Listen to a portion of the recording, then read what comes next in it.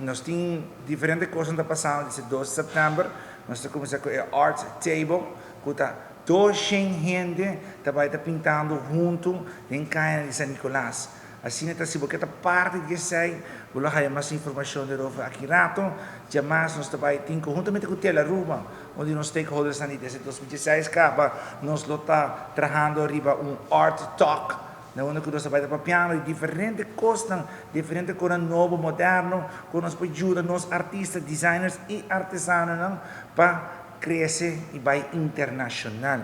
Woensdag woensdag é dia de ativar aqui na promenade, professora Tracy está vindo com sopa, bolsonaro, de kita sombre. Sim, nós temos 8 designers aqui, de full no mundo, está vindo, para assim ativar com nós aqui. Donderdag de antesala para conhecido Aruba Art Fair, sim, na onde nós vai ter VIP night, onde nós damos danke aos stakeholders, aos muralistas e organizadores de todo o projeto, para assim nos preparar e abrir caminho para Aruba Art Fair.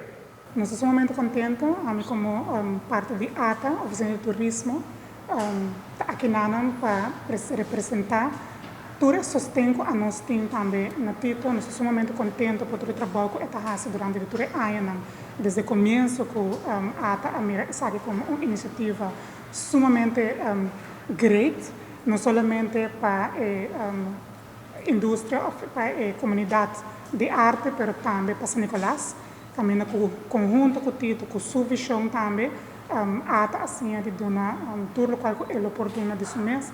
E nós também seguimos em conversação também com o Tito, para que nós façamos a parte educativa para nós muito não. Então, hope que os creem na caminho, é parte chiquita de tudo o qual o artista faz e seguramente nós queremos sustentar essa aqui e nós queremos carregar também como essa parte da nossa cultura, do mundo criativo e também para nós seguir puxar a arte, que é sumamente importante para a parte da nossa comunidade. É sumamente honor para mim para agora acercar para essa aqui, porque eu começar personalmente como modelo de projeto aqui. Hoje em dia, a oportunidade para organizar, sabendo tudo ins and outs de tudo isso, me quer fazer tique mais grande e uma experiência inovável para toda gente que forma parte desde maquillista, modelo, designers também, de afo, é um local, tour stakeholders que formam parte da art fashion. E aqui da Manetito Bisa nós temos 8 designers, de qual 5 dinanta vindo de AFO e 3 dinanta local.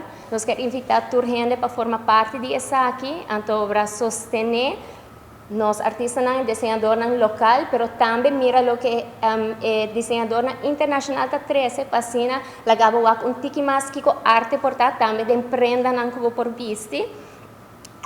E carta está disponível no nosso website Art Week Aruba e $50 per persona.